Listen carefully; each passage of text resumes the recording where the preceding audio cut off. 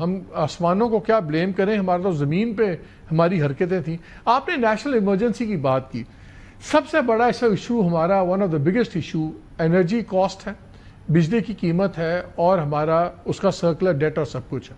اگر national emergency لگتی ہے، کیا اس کے تحت پھر یہ مسئلہ ایک باری ختم نہیں کیا جا سکتا کہ okay these contracts are off, یا تو آپ 40 لوگوں کو بچا لیں جن کے وہ کارخانے ہیں، یا پھر آپ کروڑوں لوگوں کی سوچ لیں، یا ان لاکھوں کارخانوں کا سوچ لیں، ہزاروں کا جو وہاں پہ ٹریڈ کام ہو رہا ہے، چھوٹے بڑے سارے.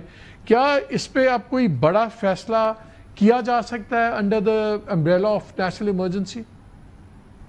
دیکھیے بات یہ ہے کہ جو انٹرنیشنل کانٹریکٹس ہیں آئی ٹی پیز کے، اس میں تبدیلی لانا مشکل ہے. اگر ان کا پیریڈ آف ٹرمینیشن آگے آیا تو ان کو وڈرا کر لیں آپ.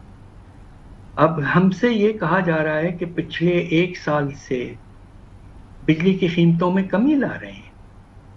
اب سوال یہ پیدا ہوتا ہے کہ کمی کا فائدہ تو مجھے تو کوئی خاص نظر نہیں آ رہا، کم از کم ہمارے گھر کے بل تو بالکل وہی کے وہی ہیں، کچھ اضافہ ہے انفیکٹ. اب سوال یہ پیدا ہوتا ہے کہ اگر آپ نیشنل ایمرجنسی ڈکلیئر کرتے ہیں تو آپ کم از کم جو ایگریکلچرل ٹیوب ویلز اور جو ایگریکلچر کو جو آپ بجلی سپلائی کر رہے ہیں اس کا ریٹ کچھ آپ کم کریں.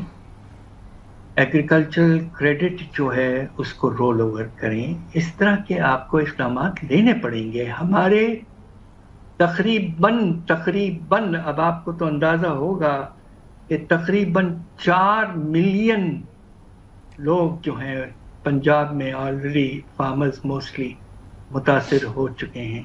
یہ ایک بہت بڑا میگنیٹیوڈ ہے پرابلم کا، اور اس کو حل کرنے کے لیے سر میں آپ کا آرٹیکل پڑھ رہا تھا آج ہی کا، جو آپ نے findings of the agriculture census میں لکھا ہوا ہے.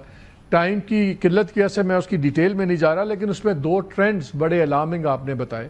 ایک تو آپ نے بتایا کہ جو اسمال سائز فارم ہے وہ اس کا ایوریج سائز پہلے سے بھی کم ہو گیا اور تعداد ان کی بڑھ گئی ہے، اور رورل پاورٹی کی آپ نے بات کی. یہ سب کچھ جتنی چیزیں الارمنگ چیزیں ہیں.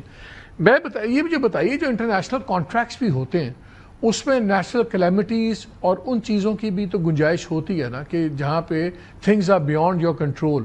اگر آپ بتا رہے ہیں ڈائریکٹ اینڈ انڈائریکٹ امپیکٹ ملا کے دونوں چیزوں کا سیلابوں کا $60 بلین کا امپیکٹ بنتا ہے، اس سے بڑی جسٹیفیکیشن کیا ہو سکتی ہے کہ آپ انٹرنیشنل کانٹریکٹس کے اندر بھی چینجز کریں؟ انٹرنیشنل کانٹریکٹس میں 2-3 ہی مین ایشوز ہیں. جو چائنیز پلانٹس ہیں چلیں اس پہ تو بات علیحدہ بھی ہو سکتی ہے، باقی تو سارے پاکستانی بزنس مین بیٹھے ہوئے ہیں، یہی بزنس ہاؤسز بیٹھے ہوئے ہیں جنہوں نے آج تک ہیٹ آڈٹ بھی نہیں ہونے دیا اور سٹے کروا کے 15-20 سال بیٹھے رہے، جنہوں نے کبھی پاس تھرو کاسٹ کے اندر بھی بڑے بڑے ہاتھ ہوئے ہیں.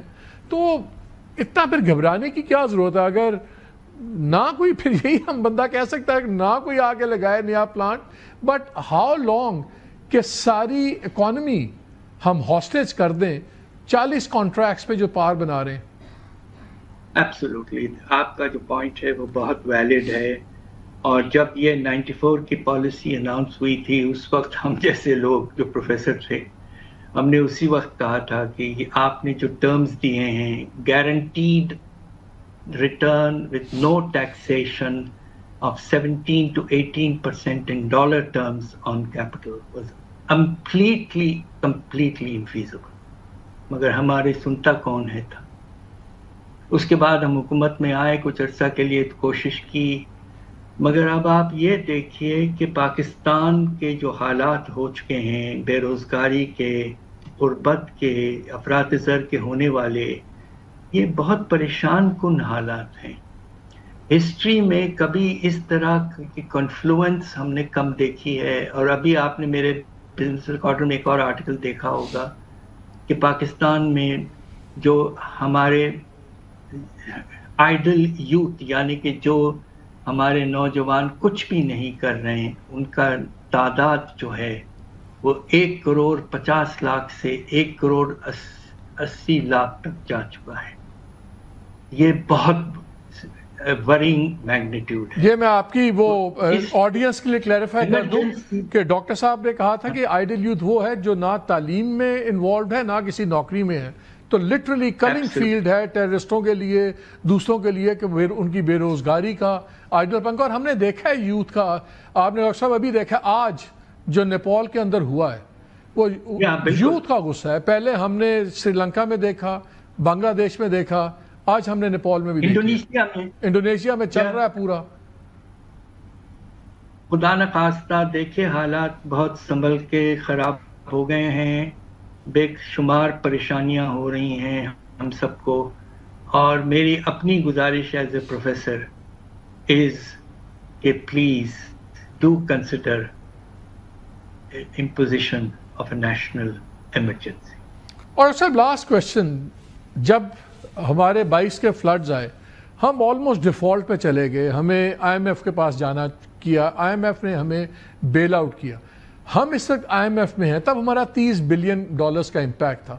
آج ہم آئی ایم ایف کے پاس آلریڈی ہیں, اور اگر $60 بلین کا امپیکٹ بنتا ہے, ہمارے پاس تو کوئی سیکنڈ آئی ایم ایف ہے نہیں, یہیں پہ جو کرنا ہے, تو پھر تو وقت آ گیا ہے ڈاکٹر صاحب کہ پھر اسی قسم کے بڑے فیصلے لیے جائیں, اینڈ لیٹ دا ہیونز فال. اگر ہوتا ہے, اگر یہ انٹرنیشنل کانٹریکٹس بھی کینسل کرنے پڑتے ہیں کریں, پھر دیکھیں گے. جی بات یہ ہے کہ اس پہ کوئی مجھے شبہ نہیں ہے کہ time has come for big decisions and big efforts at implementation of structural reforms in order to salvage a very, very difficult economic situation. اور مجھے اس بات کا یقین ہے کہ آئی ایم ایف جو ہے انشاءاللہ ایک ہیومن ٹچ دے گا اور مناسب طریقے سے پاکستان کے ٹارگٹس کو ایڈجسٹ کر لے گا, اور اس کے لیے ہمارے پاس ایک جگہ مل جائے گی کہ ہم ایمرجنسی کے تحت بڑے بڑے مووز لے کر واپس پاکستان کو اپنے راستے پر لے آئیں. یہ ہماری سب کی دعا ہے.